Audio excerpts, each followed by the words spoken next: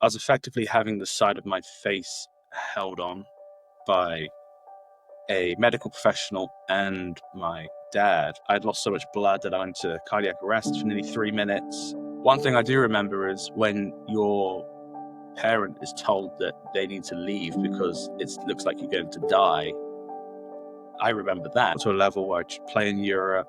I was top 50, top 100 in Europe for my age group. People leaning over the edge of fences, like fences on the side of a tennis court, like the barrier.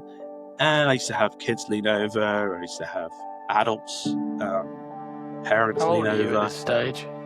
14, 15, 16, and 17. I remember being in India playing in the mountains, northeast India, a place called Guwahati. And I had this Eastern European dad lean over the fence and tell me that my face is the ugliest thing he's ever seen, and he's traveled around the world. And I was playing some kids from Eastern Europe, and their whole traveling squad was just like laughing at us and like pointing to their faces and like pretending to like slash their faces with their hand, and like when you're being told that someone said to you, a parent who knows better, like has said to you in broken English, like I will slash your face, or I slash your face, or like your face ugly, and excuse my ignorance for talking in broken English, and then to complain about that or get a bit rattled and then say to the referee, like, why didn't you call that out? Or like, why is that? You can't say that. And then to be sort of like, Dan, I couldn't give a shit. Let's get on with the match. 10 minutes later, I was told by again, medical related industry, it's a pharmaceutical company for a pharmaceutical sales role. And they told me that I wouldn't have a face for sales and it would be hard to be trusted by a client when you kind of look like a thug. Do what I didn't do and own it, lean into it and be proud of it. Welcome to the Life with a Difference podcast, a platform to amplify the voices of those living with a visible difference and also to provide relevant information from industry leaders and experts. Please consider subscribing, and every like, comment, follow and share will help me to build a platform to advocate for the visible difference community. Thank you for listening. Okay, Dan, from a man and his face, the one and only, my podcast pal. How are you today? Yeah, I'm doing all right, Andy. Thank you for having me. It's been an absolute week, if we're going to put it, lightly. But this is going to be a beautiful ending to a somewhat sour week so far. Yes, you had your flat flood, and that wasn't the worst part of your week. So that shows how rough of a week it's been for you. So yeah, hopefully you have a smoother weekend ahead of you. Yeah, no, the flood, that wasn't our fault. I have to say that. It wasn't our fault. Are you sure? A painter next door caught the sprinkler on the ceiling, knocked the sprinkler off, and it was like a jet coming from the ceiling. So we got the floor damaged, a lot of items, but they're salvageable or will be replaced. But people downstairs, I'm talking walls are peeling paint, and it's savage. And I had a small skin cancer removed off my nose as well, which was quite alarming, especially, when I used to have a fair bit of hair, very blonde hair, blue eyes, fair skin. So I got another slap on the wrist by the dermatologist to kind of, keep putting sunscreen on, be a bit more protective, especially as it's starting to get warmer now and the sun's out most of the day. How do you I guess we're going off script already. I was hoping it was going to be like this. How did you, because you mentioned you've had a few of these, how did you identify it? Could you feel it? Did it feel different? Yeah, so I had a mole on my side of my nose. It just came out of nowhere. And it wasn't necessarily that big, but it was just like, it was very dark, very prominent. And I sometimes get dry skin around the edge of my nose and above my lip. And so I'm used to that. And I put cream on and it goes, and it'll come back maybe a month or so later.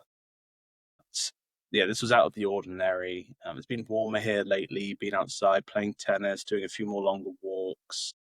And not stupidity, but you forget sometimes, right? You go outside, you forget maybe to put sunscreen on, and you think, oh, I'm only going outside for 15 minutes, so it's not going to matter. But, that compounding over years. So the new spot, and with my skin type as well, I'm quite prone. So I go to a dermatologist every 6 months, and I had a couple removed off my head. and the side of my face. So, you know, she told me not to be paranoid about it, but got to keep checking at least Definitely. once a week, once a month, and I think Hmm. everybody should as well, because it's Yeah. one of those silent. It's a silent killer. Sometimes Hmm. people don't notice it until it's grown too much or it's too late. Hmm. So I think one Yeah. piece of advice I have for people is just to check your skin regularly, and don't Mm. be afraid to see someone. Yeah, yeah. No, it's good advice. It's not always going to be on your nose. You know what I mean? It might be somewhere a bit more tucked away. So, yeah, very, very good advice. Before we get any deeper, do you mind introducing yourself and explaining a bit about your visible difference, please? Yeah, so I'm Dan Elston. I am proud Cornishman. I was born and raised in southwest England in a small fishing town for most of my life. I grew up playing tennis and other sports, but age 14, I was spotted and recruited to go train at a national centre in Bath, where I lived during the week for 4 years. I was very fortunate through the LTA National Association to travel the world, play tennis, essentially. And I was living the dream, what a lot of teenagers, it was fantastic. So I did that. Then I ended up coming to the States on a close to full tennis scholarship. Did my education, travel around the country, competing at the highest level, and had a great time. I settled here now after meeting my now wife during those university years. Spent time at graduate school and school here in the UK and here in the US and in the UK. I had a road traffic accident when I was 7 years old, nearly 8. I was involved in an accident in Australia, so it didn't even happen in the UK where we lived. 3 hours after we landed in Australia, um, going down to visit family who had moved there, we were hit by a car traveling at speed, and the impact. I don't remember too much about the impact, but that's what caused the accident. Effectively T-boned at the back of the car, and through glass, and actually I came into contact with a cousin of mine, which actually caused other injuries because we were sat next to each other, and I think our heads collided, so actually added to the impact of the glass, like a sideways headbutt almost. And so I broke every bone in the right hand side of my body. I had facial lacerations. I was out the car, laying on the road. I was effectively having the side of my face held on by a medical professional and my dad, which I often joke saying I've seen my dad cry 3 times in my life. One was when my therapy dog passed away. Another was when he had a tooth abscess, which I used to think wasn't that bad until I had my own teeth pain. And then, so I regret saying that, because if something happens to my teeth in the future, oof. And it was during that accident, because one thing I do remember is when your parent is told that they need to leave because it looks like you're going to die. I remember that because, then I started getting upset because I wanted my parents to be around. I was 7 years old, laying in the middle of the road. I was scared out of my brains, and broke several bones, which led to other issues down the road. I have scars in the back of my head that wraps around, comes down the side of my face. I have nerve damage. But so the scar is the living, breathing reminder of my car accident. But obviously, and we'll discuss later, the internal side of it's probably just as impactful. What an incredibly traumatic experience to go through. That sounds absolutely horrendous for you and your family. Was everyone else okay in the accident? Yeah, one of my cousins broke their collarbone, and another cousin has a couple of small scars dotted around her face and lost the iris in her eye. But Oh, besides wow. that, it was very lucky. I mean, obviously it was an unlucky accident, but it was very lucky that it caught the very back of the vehicle, because we were sat in the very, and I don't know what sort of car it was. It was one of those, like a people carrier, like not a minivan, but something similar where you could fit like 8 to 9, 10 people in. And it caught the very back of us, so we took the brunt of the impact, whereas the driver and the passenger were, maybe a bit knocked, but it wasn't too bad for them. And what was their recovery process like after that? It must have been pretty horrendous. Yeah, my recovery or their recovery? Your recovery, yeah. Oh yeah, my recovery. So I don't really remember the impact. I remember waking up on the side of the road, looking up at the sky, having my t-shirt cut off me. Not so much pain because I was kind of in shock. I think adrenaline. And I look back on it at the time. I didn't really know what adrenaline was because nearly 8 years old. I was like, I remember a lot of screaming, a lot of crying, and I remember, then I just passed out and I woke up in the hospital. Mm-hmm. I don't know how long I've been under. I've been told I'd had a couple of surgical procedures done already, so I was just so out of it, and I was probably drugged up as well. And multiple surgeries. What I do remember is laying up in the hospital bed. My leg or arm was in cast, couldn't move. It was almost like pinned down, effectively. The side of my face, I was almost like a mummy. I had like a bandage over my head and the side of my face with two eye holes in my nose and my mouth. And I was worried about going to surgery because I was young. I was like, oh, I don't want to have this big operation. I don't want to have this. And I started having like a mini panic attack, apparently. Mm-hmm. Mm-hmm. And I was then told, oh, you've already had the surgeries. And I was like, what? Blown out of my mind because I was thinking to myself, I was like, how did that happen? But yeah, apparently I'd been out for a while. Mm-hmm. And apparently I'd lost so much blood that I went into cardiac arrest for nearly 3 minutes. So I like to say, like, one of my little pub stories or my little fun when I'm always to mates is like, yeah, I rose from the dead, which is, I laugh, I joke about it now, but at the time, obviously, it was, incredibly traumatic. And I've made this argument before, but because it happened at a young age, I would argue that it was more traumatic for my parents than it was for me at the time, because I was at that age where I knew what was going on, but I didn't fully understand like what was laying ahead, if you get my drift. Yeah. Yeah. Do you think that had a significant mental toll on your parents? But yeah, definitely. Yeah. Yeah. And then in terms of your recovery to being back to normal, how long are we talking about there? I mean, we had to stay there for months Okay. because I could barely walk and Yeah. risk of infection was on. I remember I wasn't allowed to swim. Kids at water parks were, you know, running around and playing in like sprinklers and cool water slides, but I couldn't go and do any of that. And I remember being sad about that. A lot of pain. And then we flew back to the UK, and I remember my mum telling me that on that flight, I was a irresponsible child, to save the language. I was screaming and in a pain. I was in pain. It wasn't that I was necessarily misbehaving. I was just in so much pain that I was like playing out on the flight. So it was a long flight back to London. Mm-hmm. And then it was probably the course of close to a year. I wasn't really at school. Ended up going back to school, and that was an experience in itself because, again, I was at an age where I didn't think too much about it. But my parents were, they were thinking of the bullying or the comments or the reactions of teachers, and you know what kids are like. So what was going to be said, and yeah, I think returning back to normal life probably took a good year, just over a year, to get back to normalcy. Mm-hmm. That's an unbelievable story. It's funny, we've talked quite a few times now, and I'd never actually known your sort of origin story, I guess, from a visible difference standpoint. I was going to ask you a few times, and I thought, no, it'd be good to have the conversation face to face and hear it from you directly.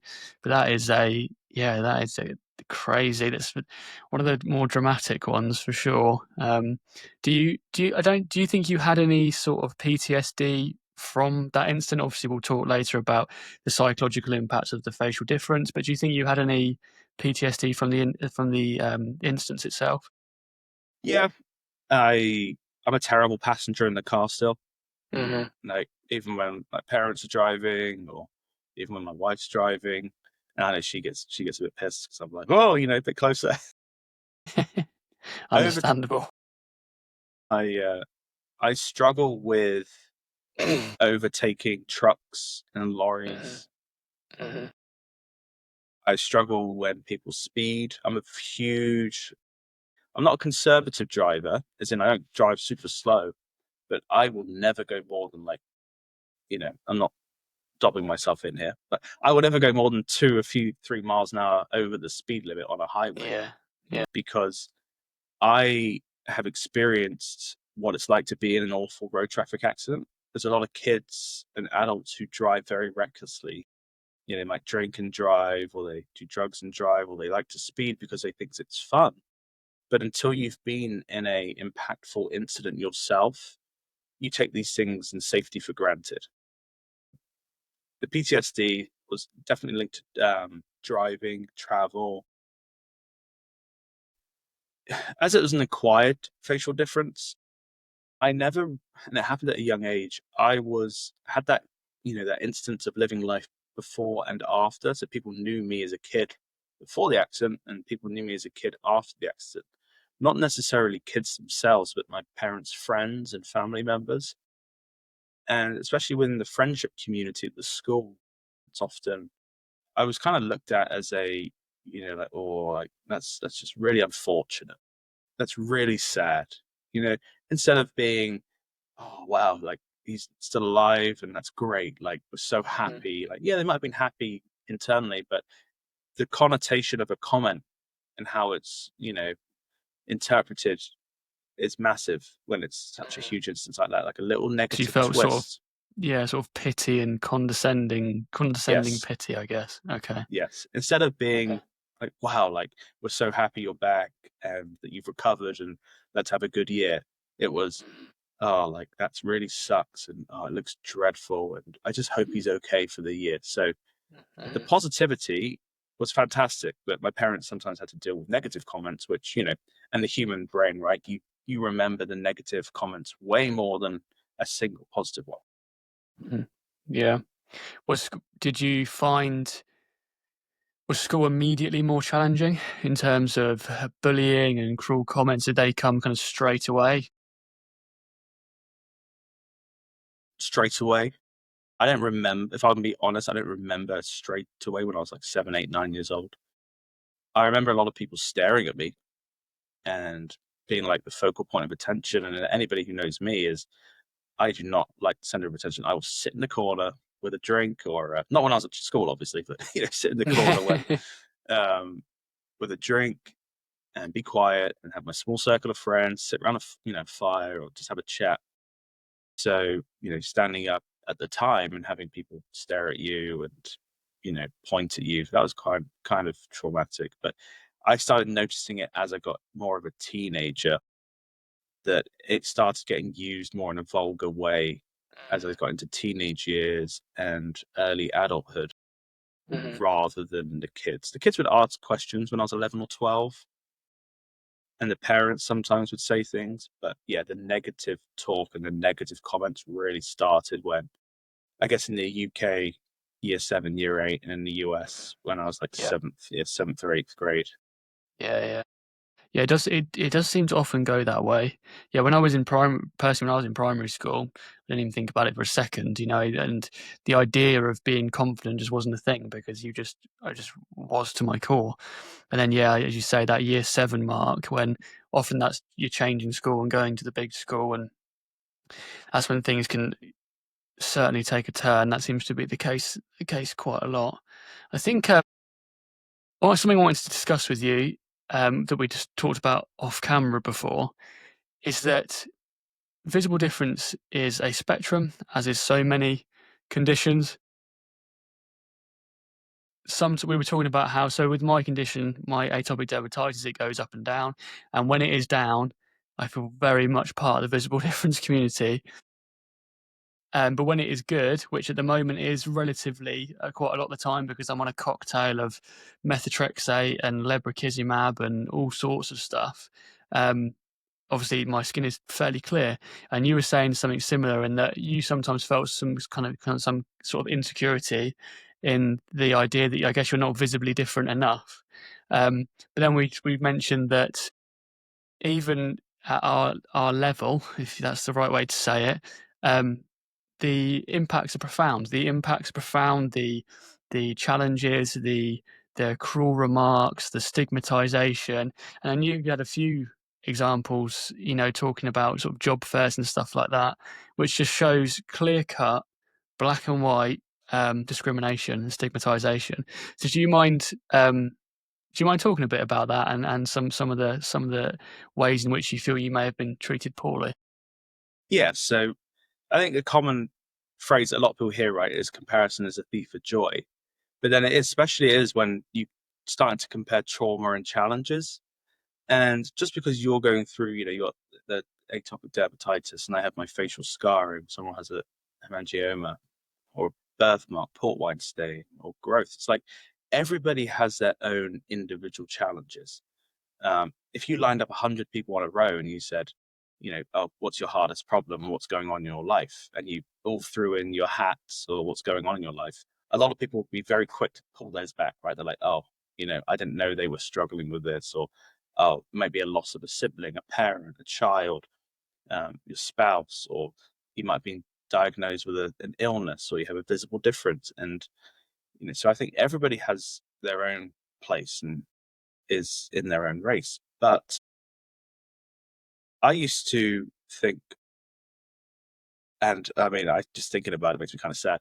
I used to hide my face in photographs, and when it was taken, I would stand to a certain side, so you would never see on social media anything related to my scar, the scarring on the back of the side of my face, down my body, because it was so well hidden. I also almost gotten perfect at hiding it. And looking back on it now, it's awful because I've accepted it on a far greater, deepness than I used to. But at tennis events, I used to have photos taken with, whilst I was playing, and photographers would remove my scar automatically with Photoshop, thinking that I would feel better if it was removed. And that happened hundreds of times, not just like a few times, hundreds of times that happened. It got to the point where, prom, or even I'm looking over at my wall now at my own wedding. And on my own wedding day, I would ask the photographer to, can I stand on this side? Or, make sure we have this angle. I stood on a certain side for the bride and groom, so you couldn't see my face. And not only did it kind of take away some photo opportunities, and I mean, my wife, she was beautiful. The day was about her. I just turned up and stood there and did what I needed to do. But I look back on it now after talking with people like yourself, Chelsea, and others, and when I went to an event with my face, and it really like flipped a switch of like, I started to become more proud of the way I looked, but interacting with others in the visible difference community really opened up my eyes and made me think like, man, you've got to really just love it and own yourself and be confident, because other people are also relying on you to be confident, to show that if you struggle with your own insecurities or the way you look or how you feel, like you can help other people. Like listening to your podcast, or if people listen to when I talk, they feel inspired, or they feel like, wow, like if they can talk about it, I can talk about it as well. It took me a long, long time, but now I'm finally in that journey of like self-acceptance. Yeah, because again, I don't think my issue was that bad. I mean, I have a good, it covers most of my side of my face and across my lip. I don't really have nerve endings here. And I lost my hair at a younger age because it was very fine. I have scars across my head. But if I'm facing one way, you can't see it. So people might think, oh, there's nothing wrong. What are you talking about? But then if they walked around the other side and look at you from a different angle, then it's like, oh, wow, okay, I know what this guy's talking about. At career fairs, I would, so getting on to like the judgment and perception. I mean, I don't, I mean, it's over 10 times that they're comments by people, but two that stand out the most was because they're linked to the medical industry. There was one with a medical device company quite prominent here in the US and in the UK. And I think typically university recruiters send younger folks out, they're just starting off their career, the sort of folks that go to university settings, like, hey, come work for us, or if you're interested in our company. And this one guy was similar age. I just finishing up my MBA. So he, I was mid to late 20s. He was, mid 20s.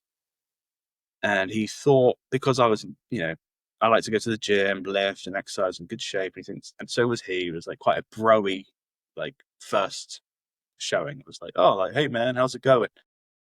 And I was talking to him. I was like, "Oh, like, yeah, I love your products. I got a friend who works in the company. He loves it. Like, here's my resume." And he goes, "Oh man, like, what happened to your face?" And I was like, "Oh, well, I was, trying to keep it professional because you're all dressed up and it's like a professional environment." And I was like, "Oh, I was in an accident when I was younger, and that's it." And he goes, "Oh, dude, like, you don't have a face for sales. I'm sorry, people will judge the hell out of you." And I was like, "Oh boy, that's not exactly what I was expecting to hear." And following that, about 10 minutes later, I was told by again, medical related industry, it's a pharmaceutical company for pharmaceutical sales role. And, I like to think that I can talk to people and I can engage. Especially when you have a lived experience of facial conditions, it's very personal. And they told me that I wouldn't have a face for sales and it would be hard to be trusted by a client when you kind of look like a thug. And I was like, well, I don't smile about it out of like find it funny, but I couldn't believe it. I was so like, yeah, watch my language. But I left, and then after that, I actually wrote an email to the organization. I was that pissed. I was like, Good for sent you. them an email. I still have it, and I said to Did you them like, receive a "How?" response? No, I didn't get a Sorry, response. did you not? No. No, didn't get a response from neither of them. I sent two, and one of these is a very prominent medical device organization. I was just more of a reflection on the individual, maybe rather than the organization. But I was astounded that even, there was other entities there and I've had other things said to me. The face for sales and face for client facing actions, quite a common one that I've had. I was told in the presentation that, you don't get tattoos on your face, right? People perceive folks with tattoos on their face as being negative and judgmental, like, oh, they've got tattoos or they've got a tattoo on their face or they must be like this. And that kind of reaches out to scarring as well. You got a large scar on your face, or you have a not a deformity, but a growth on your face. People instinctively judge for no reason. Not everybody does, but in corporate and career fair settings, and you're getting told that to your face, then. And again, I often think it was because it was kind of a bro-y environment. They thought because I was a similar age and into similar things that they could get away with it. But, I didn't let them get away with it. I don't know what happened to them, but I never heard back from the organization. See, we live in a society now that seems to be obsessed, as it should be, with equality and with equal opportunity. And then you hear examples like that. It's a fundamental of equality and equal opportunity in the recruitment process that you are not judged for things which are entirely out of your control, especially for your appearance. And so, I guess to call out the corporations a little bit, there's a lot of big companies doing lip service to this idea of equality and diversity and inclusion. And then on the other side, you have examples like this. And this is an issue of visible difference not being trendy, and therefore the corporations not feeling the responsibility to do the right thing. They're just going with what's popular rather than doing what's right. That is shocking to hear. That's awful to hear that that's happening nowadays. And I think going back a little bit to my point before, in that we worry a bit about our visible difference and our level within the spectrum, I suppose. Some people say to me all the time, "Oh, it's just a rash," which I can get into why that's absolutely not the case. But with you, they might say, "Oh, it's just a scar. It's masculine. It's something almost to be proud of. It shows that you've survived something. And why would you be so insecure about something like that? And what is the big deal? That is the big deal. That you go to a career fair to, fulfill a key component in your life, that is getting meaningful work, and you're discriminated against because of your visible difference. So that's why it matters, and that's why it's important. So thank you very much for sharing that, because I think those specific key examples like that are what is going to hopefully punch through and change things a little bit, because people, I think, are deluded as to how deeply the stigmatisation goes. And I always throw these out, and I always will. Oliver Bromley being told to leave a restaurant because he was scaring the customers. Amit's father-in-law telling his wife that if he married her, he would kill himself. This is the reality of what we're facing. And so I think it's things like that will hopefully change things. Do you think there's any movement? You're more sort of in the corporate world than I am. Do you think there's any movement yet at all within HR, within training, or is it still pretty terrible? It's still terrible. And I say that very lightly. I've always thought that your uniqueness is your unfair advantage. It's like the thing that makes you feel seen and heard is the thing that makes you valuable. And I've carried that message, and I have emailed, no exaggeration, I could say about 20 to 50 organizations, corporations. Like from my window, I can see Capital One, headquarters, a major bank, and finance institution, MicroStrategy, and like consulting firms. Not one has responded. And I'd say, hey, I'd love to come in and like discuss with the human resources team, like about visible differences, disabilities. Not one response. And I might be arrogant thinking I deserve a response. I don't deserve a response. It's up to them if they want to. But and I'm not saying that's connected, but I'm sure you've been part of human resource trainings. I'm sure people who listen to this have been part of human resource trainings as well. And I've sat through my fair share. Not long ago, I sat through, updated trainings on certain things, which are needed. There are people who suffer daily at work or occupations with harassment, whether it's like gender identity, whether it's racism, or whether it's ableism, whether it's like what, all kinds of things. I have not seen disabilities might get a small like paint of the brush, sweep over the cracks. But I have never seen anything to do with visible differences, marks, scarring, skin conditions, or why I'm saying gross as part of human resource training. I rarely see disabilities represented in human resource training. Every time I've brought that up, and I brought it up months ago, and I was told to just be quiet, and what we're reflecting in the training is what's needed most.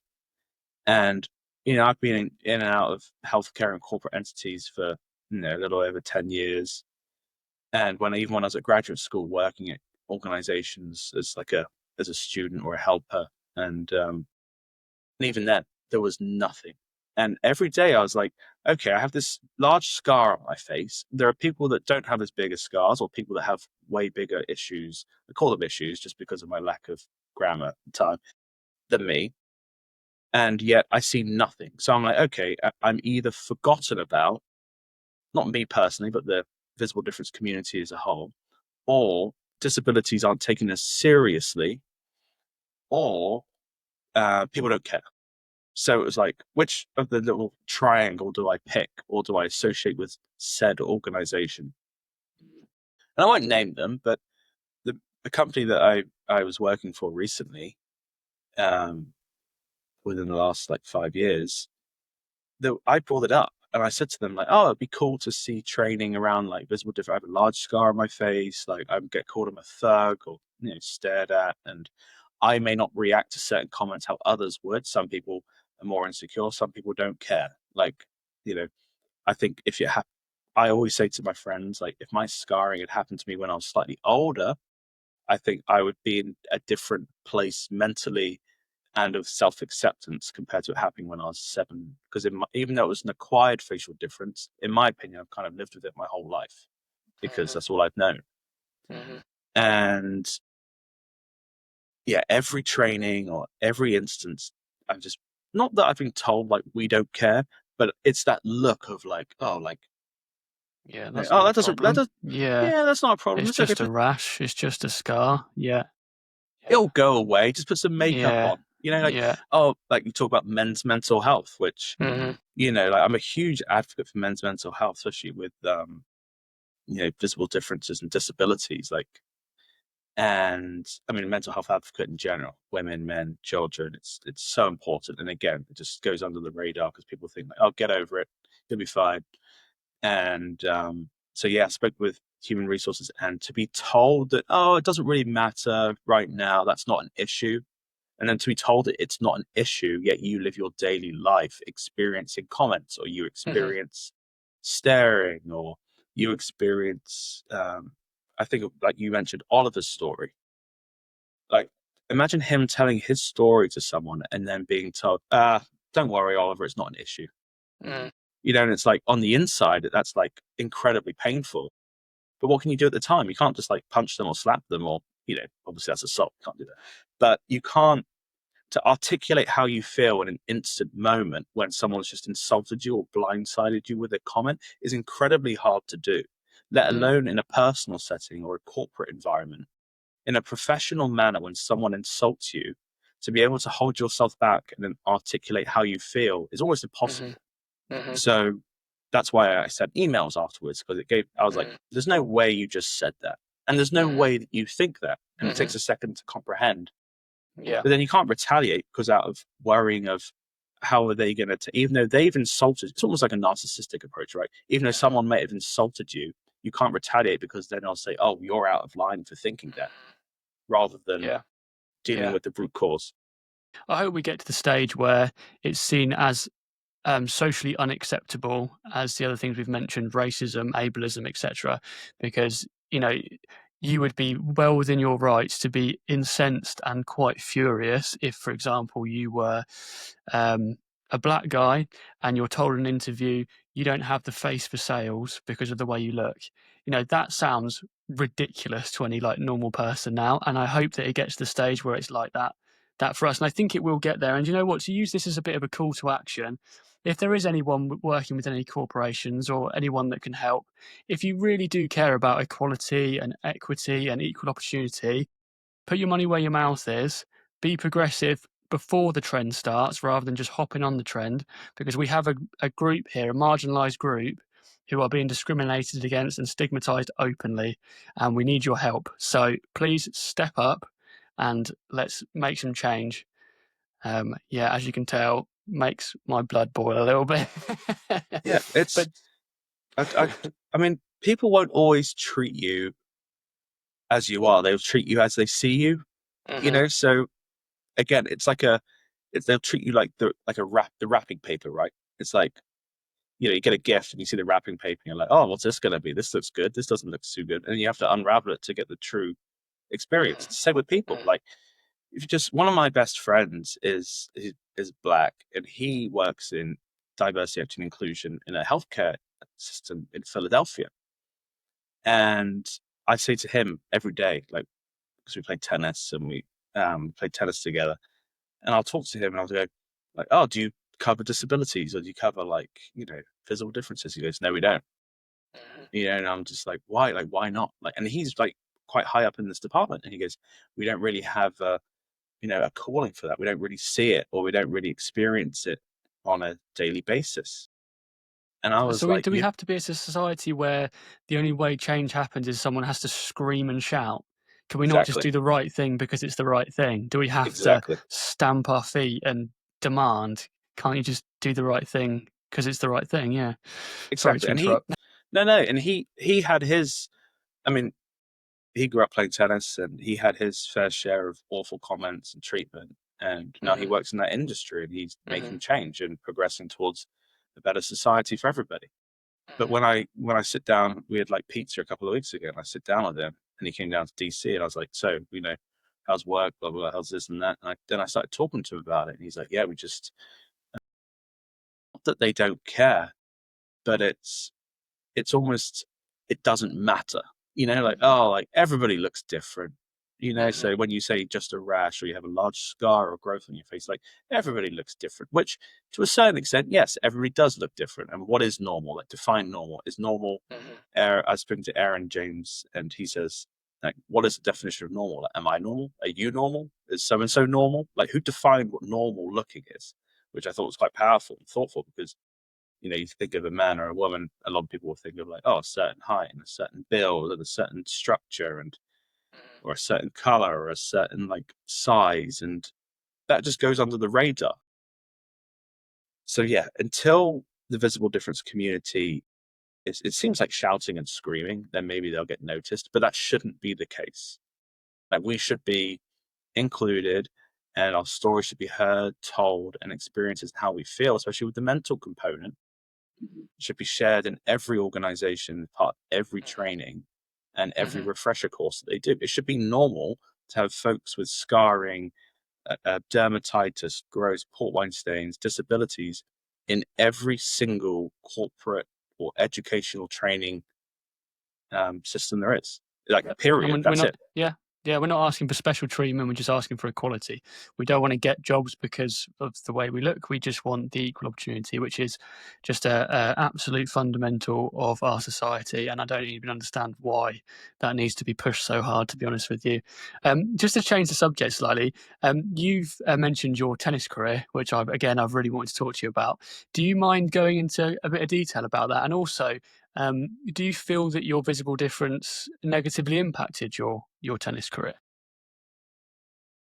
I don't think it negatively impacted my career. I'll start with that. I would say that my identity was taken away from me as a person and a player by people around the world to, well, I'm playing the guy that has the scar on his face, or I'm playing Scarface in my next round. I used to hear that all the time. Like, and when I say all the time, like, not just exaggerating, like, I heard that once or twice a day at tournaments, You don't think because that negatively affected your career? when I say negatively on the court in terms of physicality, maybe mentally, I mean, it's hard to Yeah. say. Like, Yeah. I never really got truly upset on court. I was always Okay. quite calm and didn't say much. I'd sometimes like lash out and smash a ball against the back fence or hit it like 20 miles down the road or something. Because so much of sport at that high level is mentality and psychology, isn't it? Yeah. So that's got to make things a bit more difficult. Yeah, I never got asked. You're one of the first people, and except for my wife and parents and a couple of friends, actually the guy I was talking about a minute ago who works in equity and inclusion now, nobody really spoke about it. Nobody asked, like, in terms of if it was good or this or that. It was always negative in terms of it was remarked. At the end of the game, when you shook hands with an opponent, there was never an apology. I used to say things all the time. I used to go up to the end of the match, shake their hand, and be like, "Look, what you said to me was that's not right. Like, you're an idiot." And it's like, "Oh, whatever, shake it off." And like, you hear racism on football matches around the world. They stop the game, as they should, and they kick the people out of the stadium. When your voice is in a stadium of 10, 20,000 people can try and hide behind that. But when it's one-on-one, it's pretty hard to hide in the middle of a tennis Yeah, court. for sure. So I called it out myself. So the mental side of it, I used to play, I was very fortunate. I got to a level where I could play in Europe. I was top 50, top 100 in Europe for my age group. And so I used to play, decent tournaments. Most countries in Europe I've played in. The big things which stand out to me were when people were supporting my opposition. So we'd travel as like a British team, and I would play against, I don't know, it could be anyone. It could be Poland, Moldova, Ukraine. It could be Romania, Hungary, Italy, Serbia. Like, if it got tight or if it was close, like, if I was losing, get my butt kicked, then there wasn't really, if the guy was better than me, I would be like, okay, nothing would happen. But if it was close or if I was winning, and then the comments would start coming out, right? Like, "Oh, I'm losing to a guy with a big scar on his face," or "How can, like, Scarface beat me? Like, this guy's ugly as hell." Like, weird, like, ugly as hell. Like, that's an interesting one. And people leaning over the edge of fences. Like fences on the side of a tennis court, like the barrier. And I used to have kids lean over. I used to have adults, parents How lean old are you over. at this stage? 14, 15, 16, and 17. And when I was traveling, I remember being in India playing in the mountains, northeast India, a place called Guwahati. And I had this Eastern European dad lean over the fence and tell me that my face is the ugliest thing he's ever seen, and he's traveled around the world. And I was like, whoa, I'm playing your son. Like then it was linked to my match. I'm literally sat here shaking. Honestly, I feel cold hearing this stuff. That is absolutely horrendous. And I hope we're going to look back at this kind of stuff one day in the same way. And I know we keep using that example, the same way as racism. We're going to look back at that, and hopefully these people will be as ashamed. That is atrocious. I Sorry, laugh. please No, continue. Sorry. no, I laugh and smile, not to negate the experience, but more so out of like almost like a coping mechanism, right? Because if I didn't laugh or smile about it right now, and I don't, if anybody's watching this, and they're like, oh, why are you laughing or smiling? That's how I kind of like cope with it, because I'm like, else I'd be like just silent. And I think I've also often, I love comedy, so I've often reverted to comedy to kind of like, if I'm not feeling good or if I'm feeling a bit depressed, then I'll just watch like some of the comedy shows on my iPlayer, or what's it called, like 8 out of 10 cats, or Have I Got News for You? Just to like, Yeah. but yeah, parents, kids, and this is why I say it was more evident as a teenager rather than as a young child, because as a young child, I couldn't remember something. I remember being stared at, but the comments on the tennis court, yeah, being told that you're ugly. I got told, I was playing a big institution here in the US, and it was a tight match, and I played number 1 for my university, so it was in a close, it was fiery encounter in the final match, and you're playing in front of hundreds of people sometimes. And some of these people like to pregame or have a few drinks whilst they're watching and beforehand. And I used to get like drunk frat kids. I don't know if the Brits know what fraternities and sororities are. You might see them in movies. The Americans will know what I'm talking about. Yeah. And With the I red had cups. drunk. Yeah. Well, no, I had drunk frat kids tell me that they would stab me and slash me, and that if you win this, I'll give you another scar to worry about. I've been told that I'd be given another scar to worry about hundreds of times by people. Not just, and again, I'm not exaggerating, like hundreds of times. My dad used to hear it when he used to travel with me occasionally. It was more so with coaches and friends from the national organization rather than my parents. My mother didn't really travel with me too much because of, I think she was, worried and nervous or scared about that sort of instance happening. I got ganged up against in Bulgaria. I played me and a friend won a European doubles title in Bulgaria. And I was playing some kids from Eastern Europe, and their whole traveling squad was just like laughing at us and like pointing to their faces and like pretending to like slash their faces with their hands and laughing to try and get in your head at the change of ends. I'm not joking. Like this is, I wish this never happened, because it's like when I look back on it, it is traumatic when I think back at it. Because when I was younger, I didn't deal with it the same way or talk about it as I do now. Back when I was a teenager and young adult, I used to think, because I didn't see people like yourself or other people with large scars on their face or visible differences very often, I used to think, oh, it's a me issue. I've just got to get over it. Like, I've just got to deal with it. It's you against the world, isn't it? It is. Yeah. That once I heard thousands and thousands of comments from like tennis, athletics, from crowds, from players, from coaches, and from other coaches as well, which is very ironic. Kids, competitors, and yeah, it was me against the world. I thought no one else has this thing, until I went back to the UK for a couple of years during my visa transition period between here and the UK. Yeah, the US and UK. And that's when I found, by accident, Changing Faces.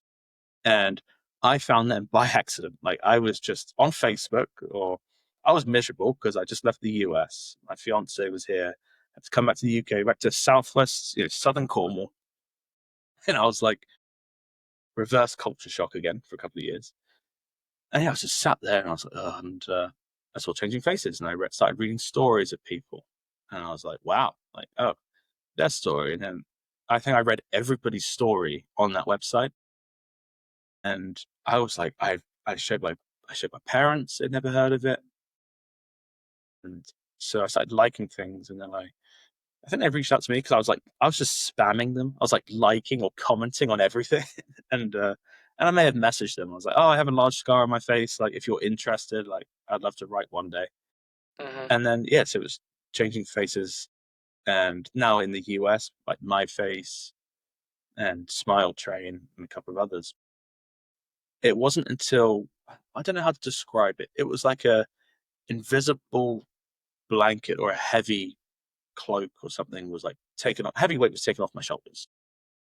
I was like, hearing your story or hearing, Oliver's story, and I don't want to pronounce the name wrong, but Flydia from Face Equality International, her story. Yeah.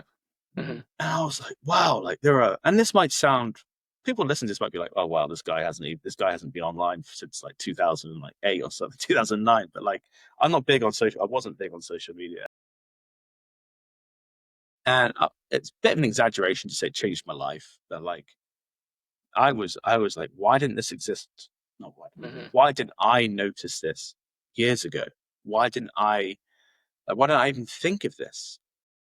And I spoke with my parents. I said I didn't really think of it because, again, you just bottle it all in, and you don't. When you're like a high level, high performing athlete, like it's competing for international tournaments and representing your country. I got to represent Great Britain. It was one of the most, and win national championships. It was one of the best, like, except from getting married, it was like some of the best memories of my life. But sometimes those memories were blunted because of the anguish and comments that I had to deal with. So instead of being real joyful in winning, when me and my buddy won the European doubles title in Eastern Europe, instead of being so happy and like, oh my God, we've won this big tournament, I was thinking to myself, oh, a bit annoying and a bit sad what those guys said to me the whole match. So it often got blunted. And I said to my parents, like, if this had happened, if this was available and I'd noticed this when I was a young teenager, I think my life probably would have been slightly different. So when going back to the question of did it affect my tennis career, I say it doesn't. Other people may say it will. But again, that's me probably bottling it up and being like, not allowing myself. And you told me this, which I still think of most days, of I used to downplay my situation so much at the expense of my own mental health. And now taking the lid off that and allowing myself to lean into having a large scar on my face, seeing people like Lydia, who also has scarring, and Aaron, who has scars. Because, within the visible difference community, there's also little micro communities, right? Of like, whether it's atopic dermatitis or if it's facial scarring or the port wine stains, which I think is it's amazing as well. And seeing them like feel their emotions and talk about it allowed me to lean into it and be like, you know what, like, it's okay to be, and especially masculinity and as a man, it's okay to feel it.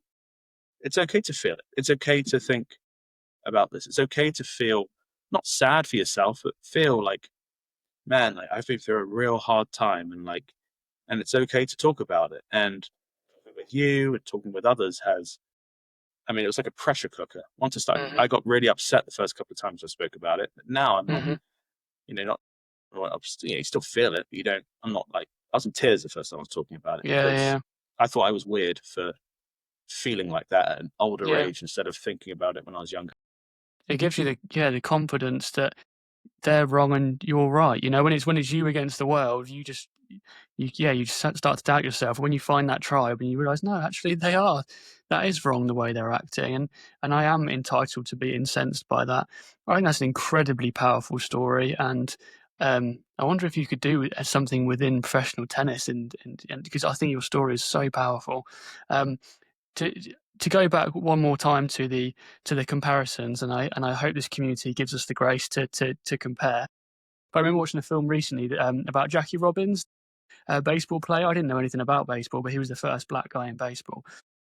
And, when he'd step up to the plate, the other team would be often absolutely, dousing him in racial slurs, and their argument would always be, oh yeah, but we give this guy a hard time for this and this guy a hard time for this, so it's just the same thing. It's not the same thing. It's absolutely not the same thing. And these people in 5, 10, 15 years time I hope will be seen in the same way.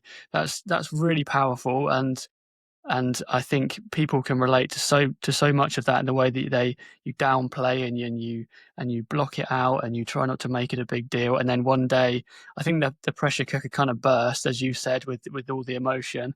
And that's often when, you find your tribe, when you see that you're not alone and you see that it was incredibly unfair the way that you were treated. Do you feel like your parents or your support network in general really kind of sat you down and addressed the situation from a psychological standpoint and supported you through that?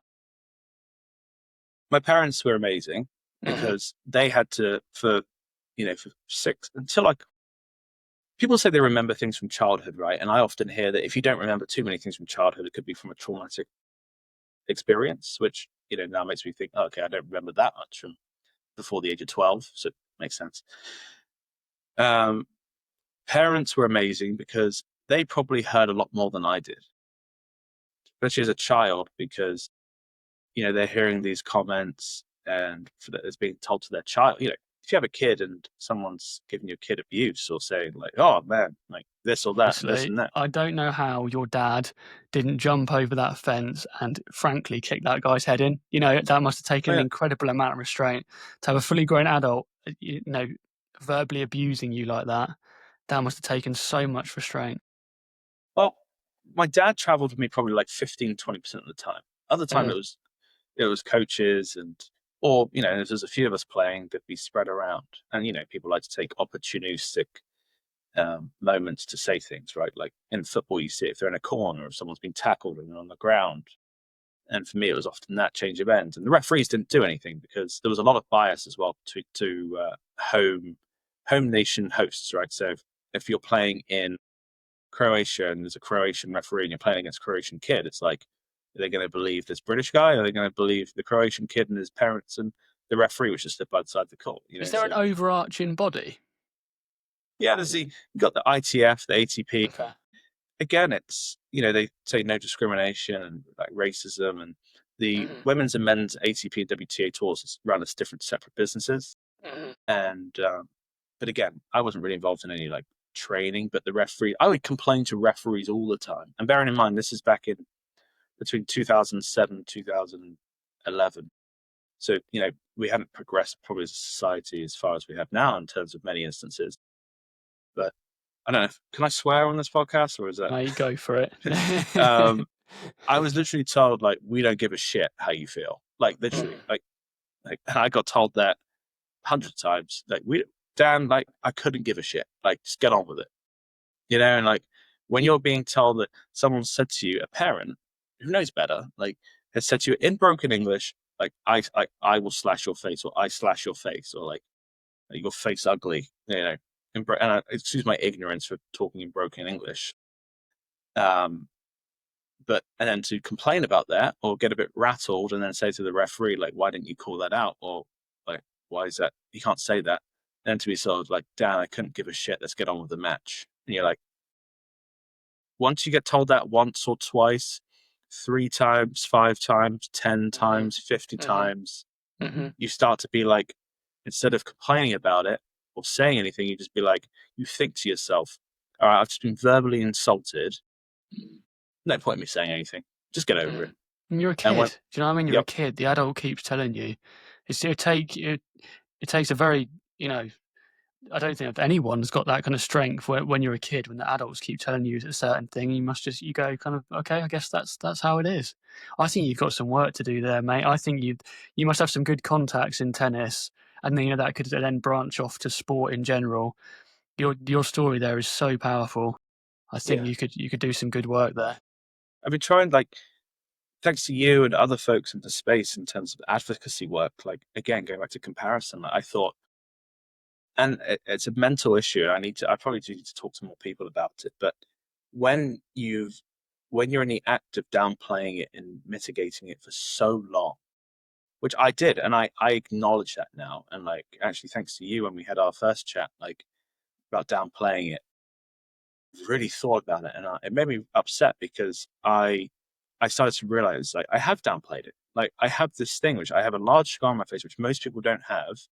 And instead of like just keeping it inside, being able to talk about it and articulate that, and people do care. Like, you obviously care. Like, people in the visible difference community obviously care. Anyone who cares And about equality cares. Anyone who genuinely cares about equality cares. but Which you I'd like to think is a sometimes, lot yeah, of people. but you Yeah. often don't think that as an Mm. individual sometimes, when you've been, subconsciously trained to keep it internal so it doesn't affect you or others' performance, and then relative to a corporate environment. So you go from keeping it bottled up in academics or professional sporting or high level sporting environments Mhm. to then university environments to then a corporate setting that when Mhm. do you let the pressure off? When do you let it go? When do you Mhm. and I've been told as well that you just gotta let it go. Like, it doesn't matter. Like, and my biggest, I don't know about you and other people in the community as well, is you often hear things of like, oh, I can't see it. Like, oh, you look normal to me. Again, goes Mm. back to what is normal. Mm. But it's like, oh, I don't even see your scar anymore, which, some friends say to me and family members say, and like and I know what they mean, I know what they mean. Mhm. But in certain professional contexts, there's a difference between families saying like, Andy, I see you as you. I don't see you with atopic dermatitis, versus being in an interview at a corporate career fair and being told, "Oh, your skin or your scar isn't that bad. You're like, get over it. You're fine. You're fine. Mhm. Man up, Mhm. man up. Mhm. You'll get Yep. over it." Yep. Yep. Yeah. Yeah. For some reason, visible difference, we've gone back 20 years where it's just man up and walk it off for some reason. Yeah. When I was speaking to my therapist, she's brought up something quite interesting in terms of the tangible and the intangible she talks about. One of the difficult things about with the downplaying thing is it often gives good tangible results. So if you have a visible difference and you downplay and you crack on and you march and die and you don't let it affect you, you might do very well in tennis, or I was able to build a business. I was able to, save up and buy my first house at a young age, and these tangible results you see, so you can think, oh no, actually maybe this is the way to deal with it because the results are great. But then you have the intangible side where your mental health is shot. You struggle with extreme levels of low self-worth and low self-confidence. You're essentially have the emotional burden and weight of hiding something and downplaying something. And so those two things have to combine, the tangible and the intangible. And so that's why it's really important that, you know, I was talking in my conversation with Abby. She was talking about having a mopey day, and you take that mental health day, but you don't rot in it. You fight the urge to just sit in it, and a day becomes a week, etc. You've got to balance those two, and keep pushing forward, even though it's hard, but also giving yourself some concession. I wrote it down earlier because I couldn't believe it. So, men make up 50% of the population, but, 12 men in the UK, 8 in Canada, and 100 in the US commit suicide every year. No, Mhm. every day, sorry. Mhm. And you think that for men's mental health, and it's still like, you know, it's still tragic that Mhm. people will tell you to get over it and they don't want to hear you talk. And a lot of corporate entities don't want to hear it and Mhm. will negate people because, oh, visible difference community, like, nah, it's not that big of a Yeah. deal. Yeah. And you've got And yet, something that yeah, affects your ability to get work, affects your relationships, affects your feelings of self-worth, and you're telling me that that's not, at the very least, a contributing factor to suicide. yeah, That's just exactly. common sense, isn't it?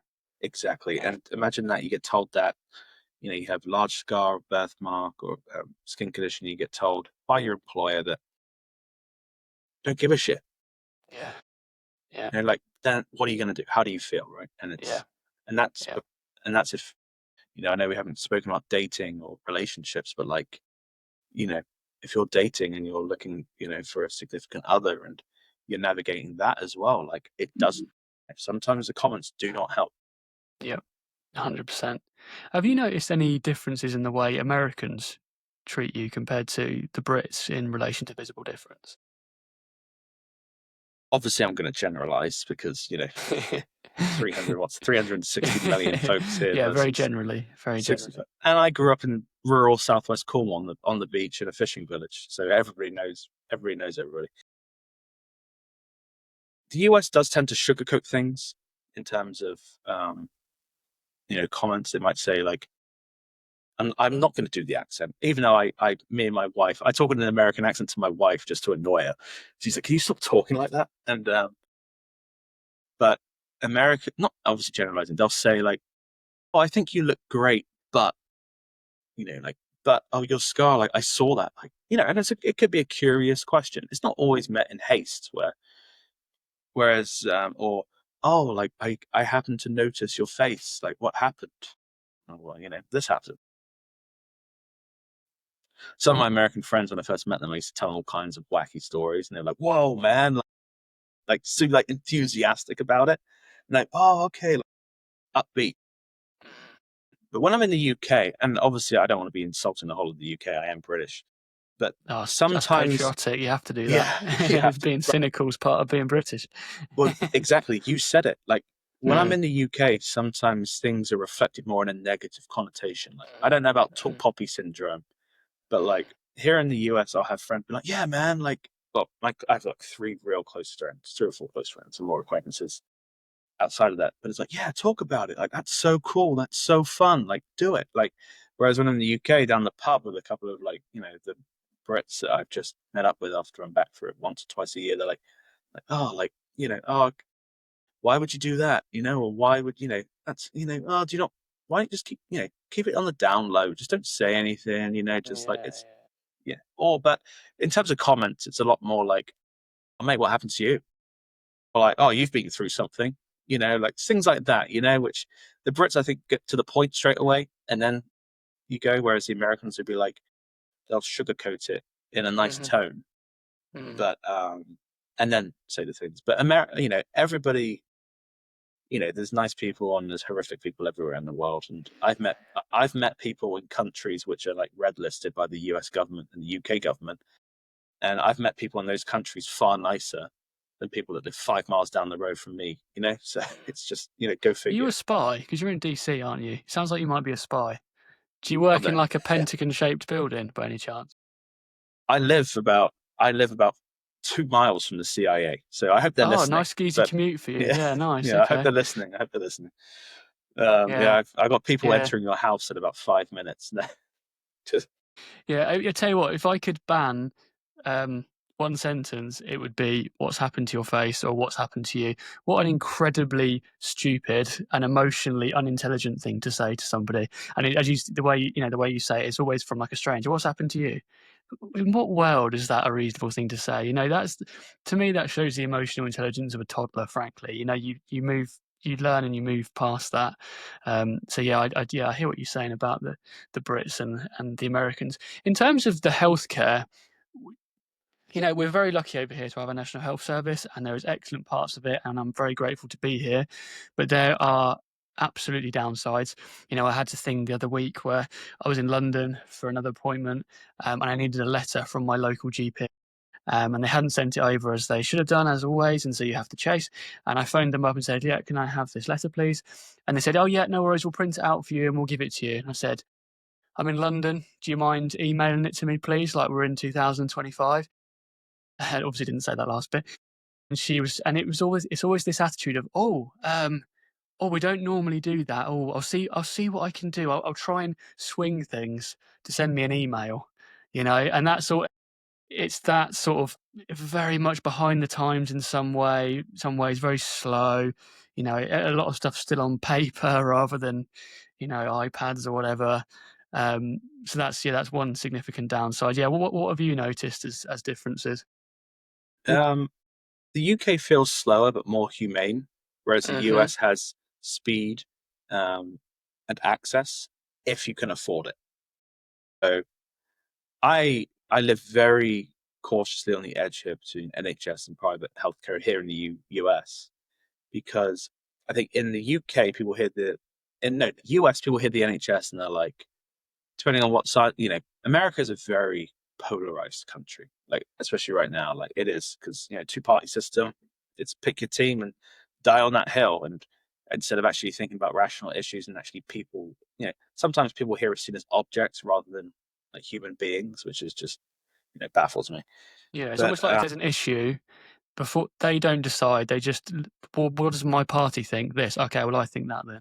yeah, Yeah, it's exactly. bizarre. But yeah, a lot of human beings are treated like numbers here, and it's just it baffles me. That's a story for another day. But they hear the NHS and they're like, oh, free healthcare, which I'm like, yeah, it's amazing, like safety net. People who can't afford, or low income individuals, like it's a safety net, like it's fantastic, it's amazing, it's a blessing. It's, I don't know, this is politically aggravating, but I've always said if the NHS was given a blank check, they'd always be underfunded. It's more of the management side of it than the actual financial side of it. It's just there's people in administration at the NHS, I think, which need to, have a little audit. And because the people on the front line, your nurses, your doctors, your receptionists, your therapists, they're amazing people. And sometimes like they can't deal with just the sheer volume. And you see the bloat in administration in terms of like pay versus the actual people who are on the front line. It's the same, right? It's the top people at the top and all the people down the bottom who do the real work. It's like, yeah, don't worry about that. And again, it baffles me. But I know in the UK you can get private health insurance. And I think the NHS is amazing. But I've had stories like yourself and like my uncle, my great uncle fell down some stairs and had to wait 12 hours for an ambulance. And I tell my American friends that, and they're like, what do you mean? Like, why doesn't it come? I'm like, well, if you have private health insurance, maybe you get it straight away, but you have to pay, and it's different, and how it works and the structure. But in the US, it's like I had a dermatologist appointment a couple of days ago where they took the thing off my nose. I called up about not even 24 hours before to change my appointment and come in, and they're like, okay, we'll see you tomorrow. And like, and I'm in a metropolitan area, so they're busy, but I have health insurance. I'm on my wife's health insurance because she works she's a school teacher within the state system. So her insurance is far better than what I was offered, and is as good as always you can get.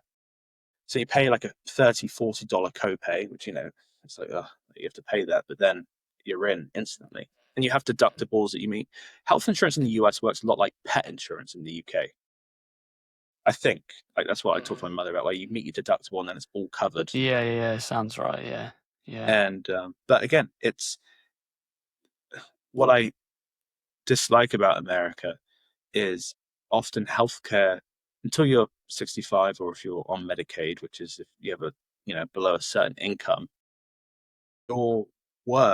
your health insurance is tied to your work. So in the US, there's a lot of I think it's called right to work or something along those lines, where in the US, an employer doesn't need to give any reason for you to be laid off in an instant. So you could wake up on a Monday or Tuesday, Wednesday, Thursday, Friday, be laid off 10 minutes later. And you hear stories about that all the time. There's people where they'll go to work and their badge won't work on the front door. Then they'll get an email at 9 o'clock saying you've been laid off. Thank you very much. Whereas in the UK, you go through a tribunal process and it's a real system. So the US, that's why I say the US, many folks see them as like numbers on a spreadsheet. And you could argue that's just corporate in general. But I would love a combination. I'd love if there was like a social setting in the US where this is covered, that's covered. You might have to wait if you're not paying for it, but you have the ability to pay for it as well.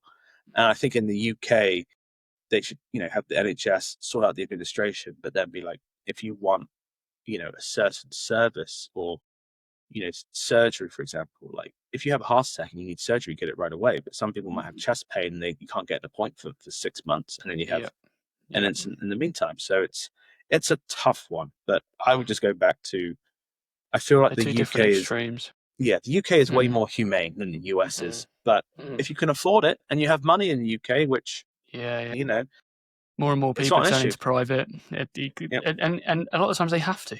Frankly, they have to. It's almost not even an option sometimes. I think the NHS and private sector need to start working more in tandem with each other. I think that's part of the problem. For some reason, there's this real divide. It's almost, I think, looked down upon a little bit when you go private. I guess almost as if you're jumping the queue, maybe, or something like that. They need to start working in tandem with each other because it is ridiculous. It would shock the Americans. When you want a GP appointment, which is your local doctor, I think you call it your family doctor, you have to phone at 8 o'clock on the dot when the line's open, and by 8:05, every single appointment is gone. It's crazy, and they're trying to sort stuff, and they're trying to put things in place, and they're slowly getting there. But yeah, the wait times are unbelievable. I was in A&E last year for a CSF leak, and I was waiting in A&E for 24 hours before I was given a bed. It's madness. I worked in as a clinician for a short period, and I mean, that was just some of the hardest work. A bed for the night at the hospital that I worked at was, before insurance, Yeah. I believe it was either $15,000 or $20,000. How do you justify that? Yeah, I know, Honestly. but pre-insurance, but like, Yeah. if you don't have insurance, then a lot of Yeah. hospitals will write things off, and you can Yeah. negotiate or Okay. payment plans. But Yeah, from a British perspective, we always see these videos on Instagram or TikTok where someone will say, "How much do you think an EpiPen costs over there?" and all these kind of shocking ones. What is the deal if you are skin toss? You're skint, you haven't got insurance, you don't have any money, you have a heart attack. What happens then? so you'll still be treated. Like, they can't refuse you, even though Okay. I'm sure there's people around the country who are like, they can't get reimbursed because of the insurance structuring, how it works here. It's almost like insurance runs the healthcare system in the US rather than Okay. hospitals. I know that's a very polarizing thing to say, but a lot of people would agree with me that insurance companies in the US have way too much power. And it's way too complicated. You hear of stories being turned down or surgeries being refused because insurance won't cover it. And it's like, people will go bankrupt if they have like a stroke or if they don't have health insurance. But So they'll deal with you, but then they'll chase you for the money afterwards. yeah, or it gets Yeah. sent to Okay. like collections, or Okay. there is a lot of instances where you can negotiate it down, and you pay like a fraction. You still have to pay, be a fraction. But there's a lot of lawsuits in the US as well. So if it was caused by something happening on the road, or something happened, like someone spilt something and it caused you to fall, lawsuits everywhere. So Yeah. typically Yeah. that'll pay for it as well. Okay. Gotcha. Or you just go bankrupt. Sorry. Yeah, yeah, or you just die. You just I mean, don't it sounds go, awful. just die. Sounds Yeah. awful, but it Oh, happens. it's It crazy, isn't happens. it? Yeah, yeah.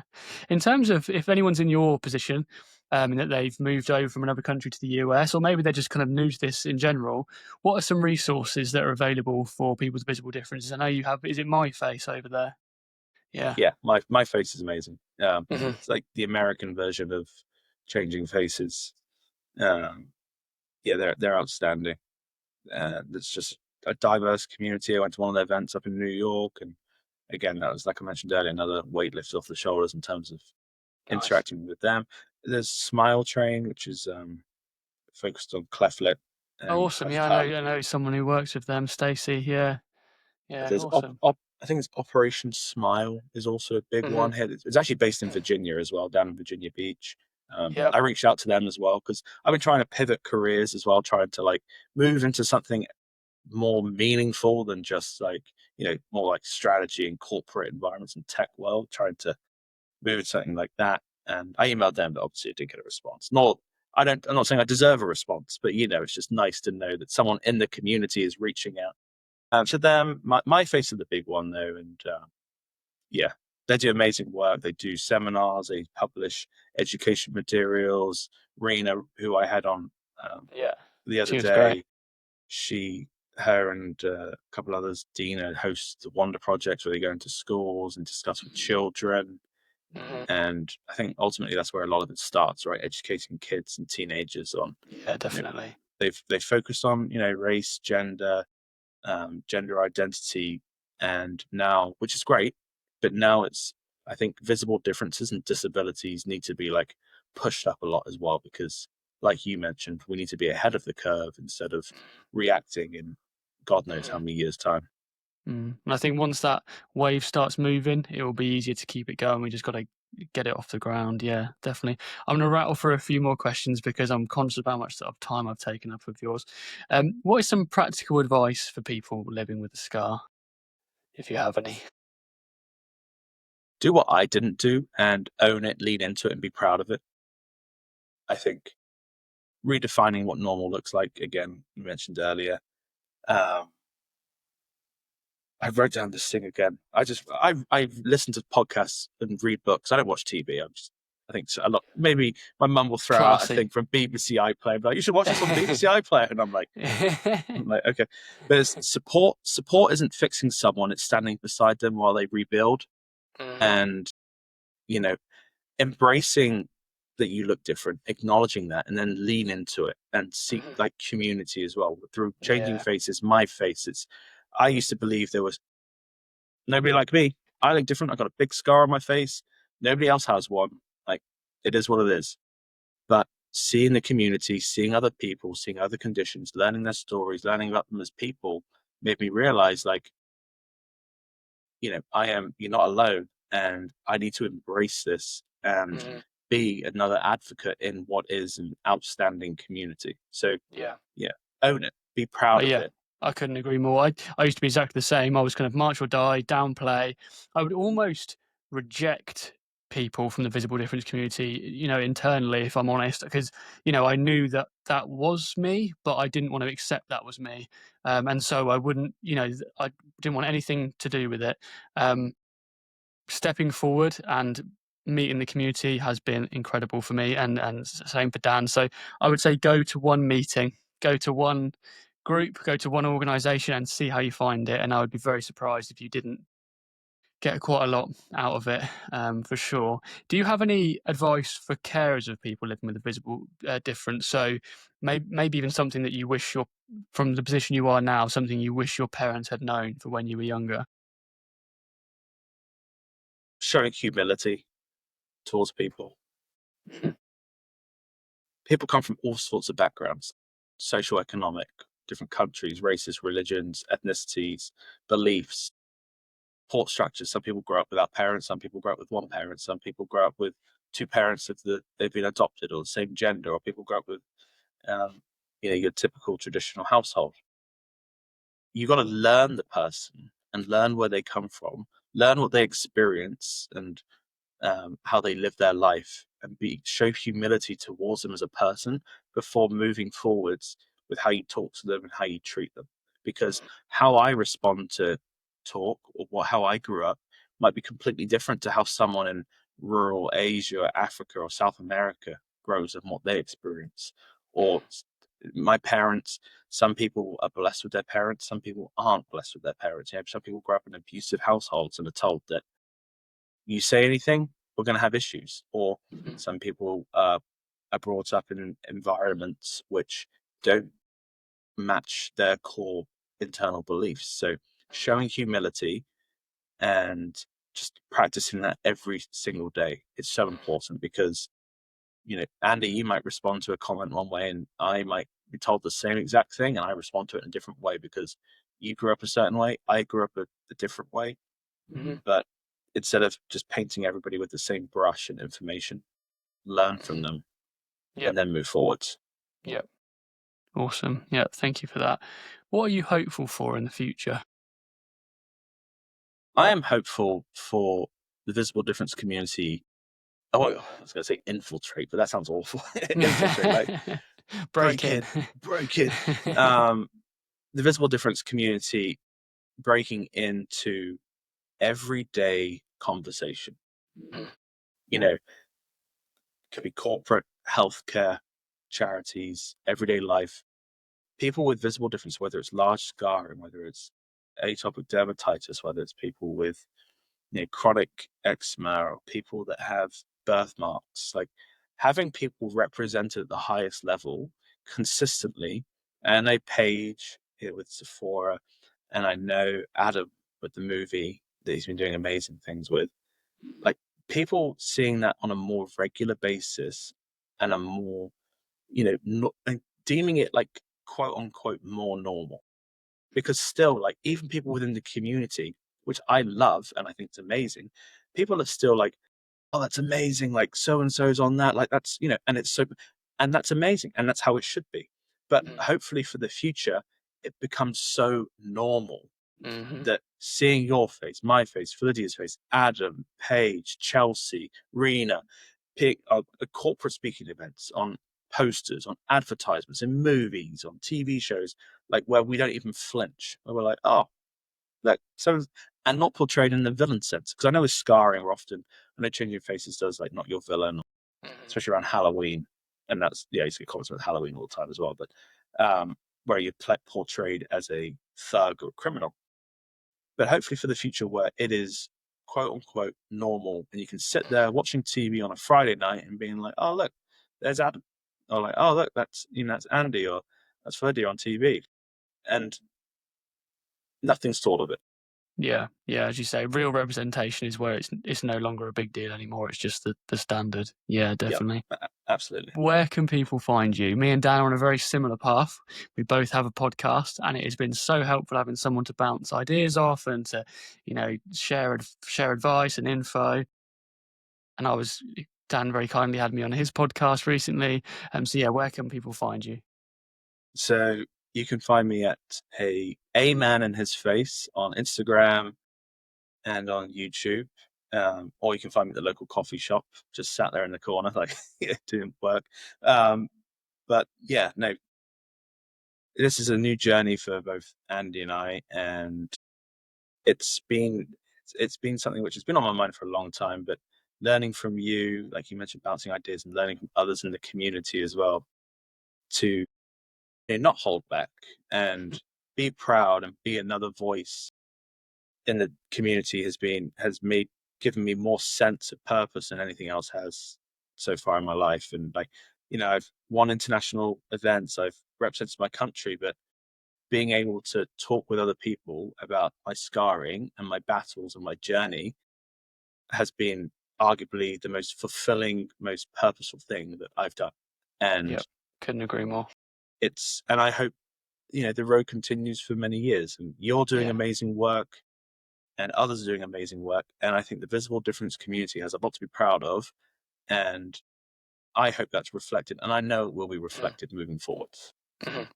Definitely. Something I love about our community is everyone seems to be working on projects. Everyone's doing things. Everyone's sharing the message. And if you're not at that stage yet, where you're not comfortable to do so, that's absolutely fine, of course. But a lot of people are, they're striving and they're pushing and they're trying to get the word out there. And as you say, it's an absolute privilege to do this, to be able to talk to people who can share their struggles and share their challenges and share the way they've overcome a lot of the time. It's an absolute privilege. Do you have a big goal with your podcast that you've set, or like a dream guest or anything like that?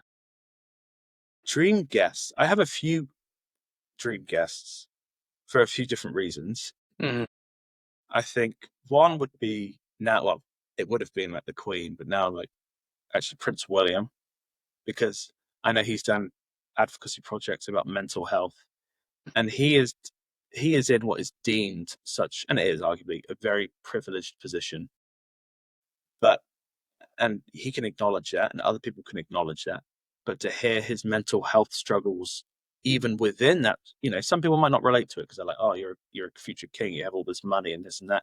But mental health doesn't discriminate, right? It doesn't matter what you look like, where you live, where you're from, how you grew up. Mental health is mental health, and everybody suffers. So it'd be him. I would also like someone like Barack Obama, to come on. You're going for the top level. Yeah, this is dream guest, shooting right? for the moon. Yeah, I love it. I'm not going to say Andy from my local pub. No, even they don't know. So yeah, because obviously his upbringing, Frederick. I don't know if you've heard of him, but my father-in-law has been instrumental in teaching me more about American history, civil rights history. Frederick Douglass, one of the leading abolitionists.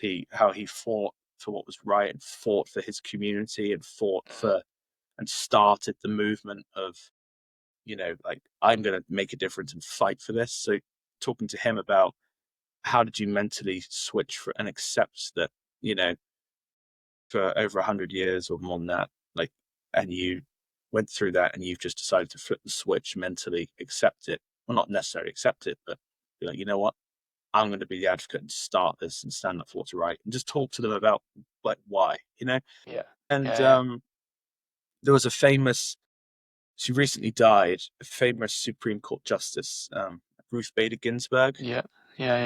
And hearing her in one of the most powerful positions in the world, on the most powerful court in the US, and how she fought and what's she fought for, women's rights and other advocacy projects against such a aggressive environment towards certain individuals, and she stood up for what was right, told her opinion, and she stuck to it. But she also, contrary to that, she also got on very well with some of her opposing Supreme Court justices, which I think we can learn a lot from in today's society, where people are going to disagree with you. People are going to argue against your points. People are going to have totally radically different opinions. Yes, there's human rights versus basic rights versus like just general political points. But she used to go on vacation with one of her political opponents. And the families got on okay. They would argue to death about politics. But outside of that, they live their life. So those are my dream guests.